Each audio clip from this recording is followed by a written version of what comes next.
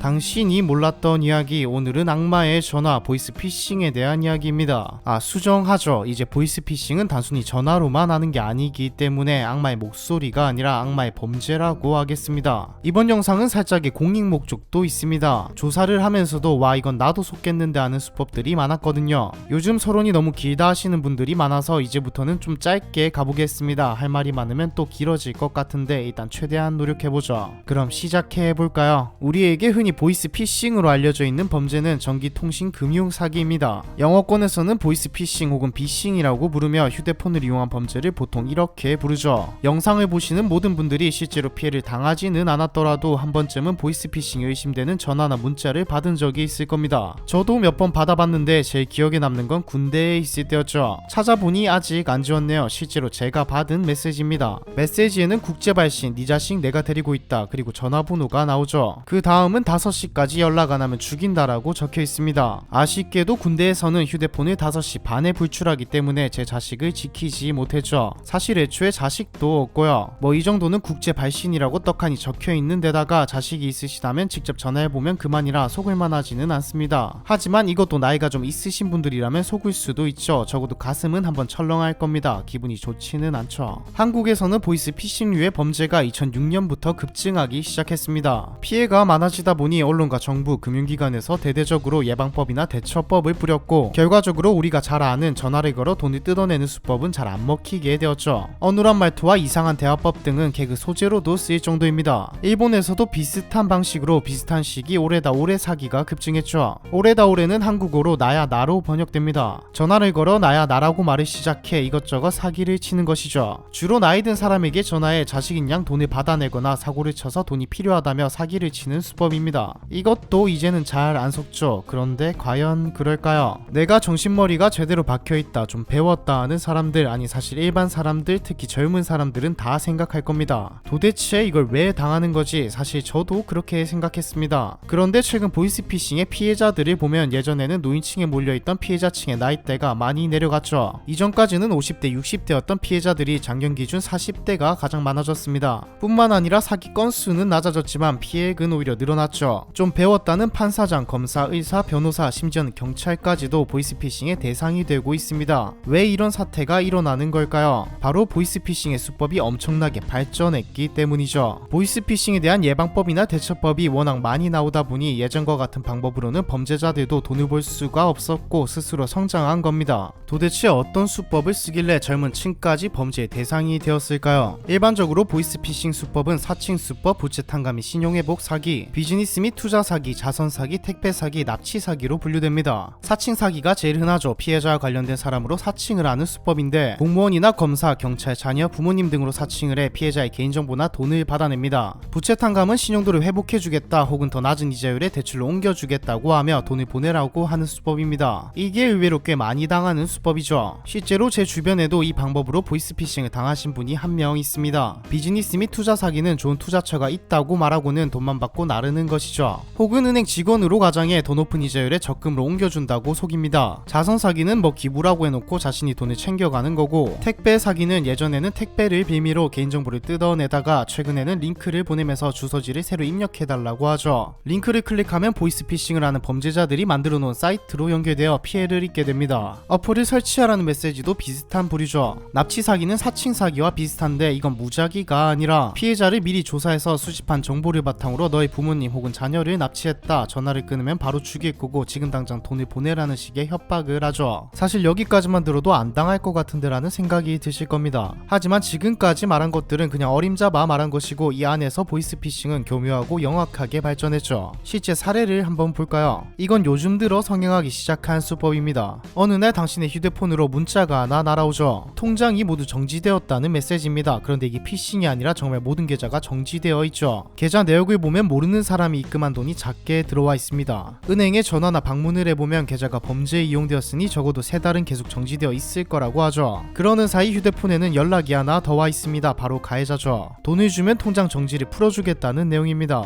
도대체 이들은 어떻게 계좌번호를 알아냈을까요? 바로 중고거래죠. 중고거래가 활성화되고 거래를 할 때 어쩔 수 없이 개인정보가 오가는 것을 악용한 것입니다. 법을 악용한 것 말고도 기술적인 발전도 이루었죠. 이제 전화가 올 때 모르는 번호, 이상한 번호로 오는 게 아닌 아닌 정말 그 사람의 번호로 전화가 옵니다. 예를 들어 아들의 번호가 010-1234-5678번이라고 하면 정말 이 번호로 전화가 오는 것이죠. 수법은 다양합니다. 뭐 사야 하는데 뭐 내야 하는데, 진짜 악질인 경우 흐느끼는 목소리를 들려주고 납치했으니 돈을 보내라 등의 협박을 하죠. 사실 아무리 가족이라고 해도 오는 목소리로 맞다 아니다를 구분해내기 힘듭니다. 심지어 가족 번호로 왔으니까요. 여기서 더 발전하면 대출 사기로 이어집니다. 예전에는 협박을 해서 돈이 없으면 대출해서 보내라는 식이었죠. 이게 이제 안 먹히니 카톡이나 혹은 앞에서 말한 대로 똑같은 번호로 전화를 한 뒤 아빠, 엄마 선물으로 보험을 들어주려고 하는데 신분증 좀 찍어서 보내줘 같은 방식으로 돈이 아닌 개인정보를 요구합니다. 그리고 이 개인정보로 대출을 받아 돈을 챙기는 것이죠. 혹은 대출을 할 수 있다며 메시지나 전화로 접근해 어플을 다운받게 합니다. 어플에는 해킹 프로그램이 심어져 있죠. 얼마 전에 40대 의사가 보이스피싱에 당한 사례도 있었는데 이 사건을 보면 얼마나 이들이 치밀해졌는지 알 수 있습니다. 검사라는 사람이 전화가 와서는 가상거래 계좌가 도용되었다고 말합니다. 검사는 수사 서류도 보내죠. 서류에는 피해자 인적사항은 물론 개인정보까지 모두 자세히 나와 있습니다. 심지어는 검사의 직인까지 찍혀있죠. 검사는 진술서를 쓰는 앱이라며 어플을 다운받으라고 하고 피해자는 어플을 받습니다. 어플도 치밀하게 잘 꾸며져 있죠. 검사는 수사를 위해 통장의 돈을 다른 곳으로 옮겨달라고 합니다. 여기서 의심스러울 만하죠. 그래서 가상화폐 거래소 공식 전화번호로 전화를 걸어 물어봤는데 거래소 쪽에서는 수사 대상이 맞다는 답변이 옵니다. 아까 다운받은 어플이 전화를 다른 곳으로 연결하는 앱이었던 것이죠. 결국 피해자는 돈을 모두 송금하였고요. 이것 말고도 아까 말했던 기본적인 범죄들을 더욱 치밀하고 교묘하게 발전시킨 사례도 있습니다. 당신의 가족이 심하게 다쳤다, 병원비를 보내라고 전화가 오고 가족에게 전화를 해보면 연락이 안 되죠. 이미 피해자 가족 휴대폰에 스팸 등 테러를 가해서 휴대폰을 끄게 만든 것입니다. 특히 개인정보를 이용한 사례가 많은데 부동산을 팔려고 내놓은 사람에게 각종 서류가 필요하다며 전화를 해서 개인정보를 뜯어내거나 실제로 친척 중에 돌잔치, 결혼이 있는 사람들에게 모바일 청첩장이라며 링크를 보내 해킹을 하죠. 여러분들은 안 속을 자신이 있으신가요? 사람은 급박한 상황에 처해지면 판단력이 흐려지죠. 범죄자들이 치밀하게 짜놓은 덫에서 유유히 빠져나오기란 힘듭니다. 실제로 20대들도 많은 수가 보이스피싱의 피해자가 되고 있죠. 보이스피싱은 개인에게 엄청난 무력감과 좌절감을 주고 자책을 하게 만듭니다. 제일 문제는 자책이죠. 자신이 바보 같고 왜 그랬나 하는 생각에 일상생활이 불가능해집니다. 실제로 보이스피싱을 당한 많은 사람들이 스스로 생을 마감하죠. 제일 중요한 것은 예방입니다. 뻔한 말이기도 하지만 그만큼 중요한 말이죠. 하지만 보이스피싱은 예방이 좀 힘듭니다. 옛날 같은 경우 수법이 다 나와서 예방이 가능하지만 지금 이 시간에도 범죄자들은 새로운 방법을 개발하고 있으니까요. 다른 범죄도 물론 나쁘지만 저는 개인적으로 보이스피싱은 정말 악질 중에 악질이라고 생각이 드네요. 악마의 범죄 보이스피싱, 이번 편은 여기까지입니다.